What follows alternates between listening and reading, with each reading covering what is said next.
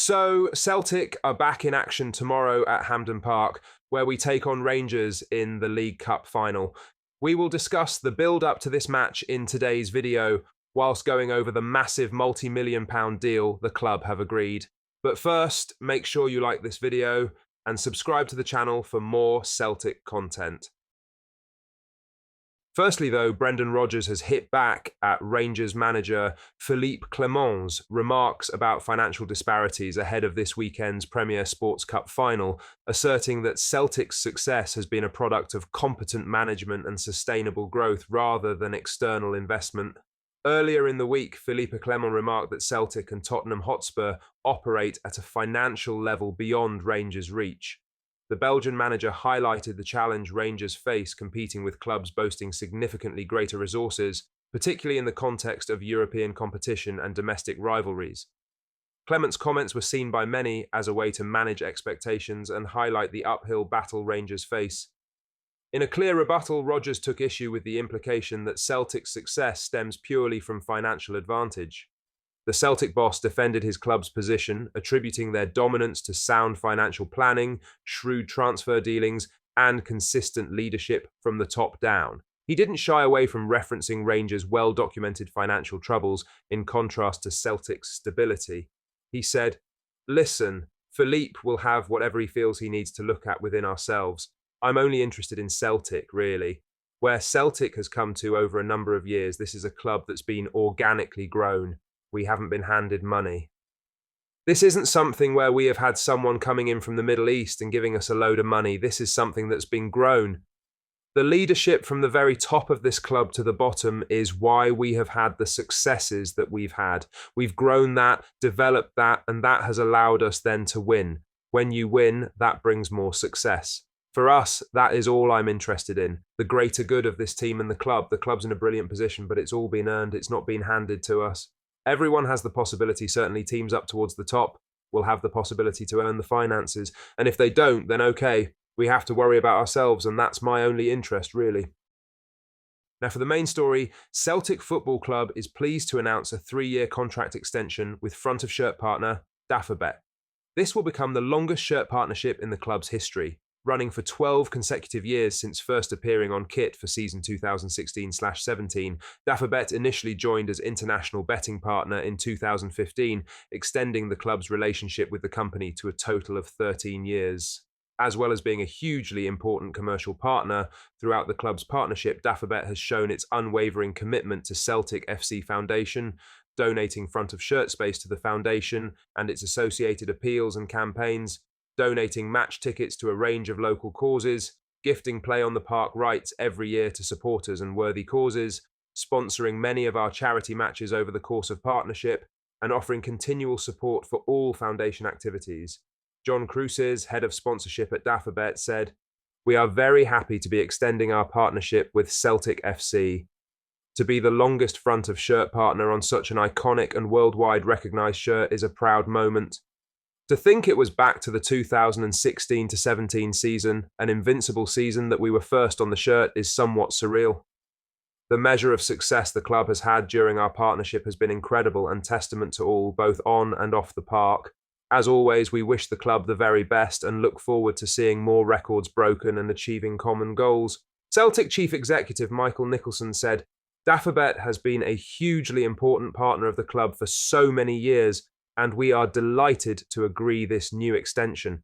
It is a partner which has also demonstrated a real and meaningful commitment to our charitable and community dimension, something we are extremely appreciative of. It is through the club's strong fundamentals that we continue to be able to attract and deliver such quality partnerships, and through agreements such as the one we announced today, we are able to look ahead with confidence. We thank Dafabet for their continued commitment to Celtic." In other news, Celtic are facing a significant injury concern ahead of this weekend's Premier Sports Cup final against Rangers, as right-back Alistair Johnston was absent from training.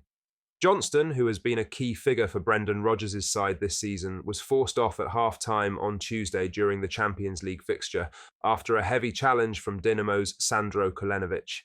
The Canadian right-back appeared to suffer a hip injury as a result of the collision, and was replaced by Tony Ralston for the second half. Despite attempts to continue, the discomfort was evident, prompting concerns over his availability for the crucial final at Hampden Park. With Johnston missing from the squad during Friday's training session, his participation in Sunday's final now seems unlikely. Brendan Rodgers has yet to confirm Johnston's status, but all signs point to the defender being ruled out for the showdown with Rangers. He'll speak later on Friday and give the latest. In Johnston's likely absence, Tony Ralston is expected to slot in at right back. The 25-year-old has been a reliable deputy when called upon. Ralston has featured in multiple high-stakes games for Celtic and is no stranger to the intensity of a derby clash. Rodgers has previously spoken of his trust in Ralston's abilities, and the player himself will be eager to seize this opportunity on such a significant stage. Ralston's experience in derby matches and his familiarity with Celtic's approach make him a dependable option, though the drop in quality from Johnston to Ralston is noticeable. In other news, Celtic transfer target Mahamadou Diawara is available for a cut price fee amid Olympique Lyonnais' ongoing financial crisis. The Hoops were initially linked with a move for the 19-year-old at the end of the summer transfer window when it was reported they had a loan with a £6.6 million option to buy bid rejected. Such links re-emerged at the weekend, with the club still said to be keen on the midfielder. Now, Foot Mercato claims Diawara is available for a much lower price than expected.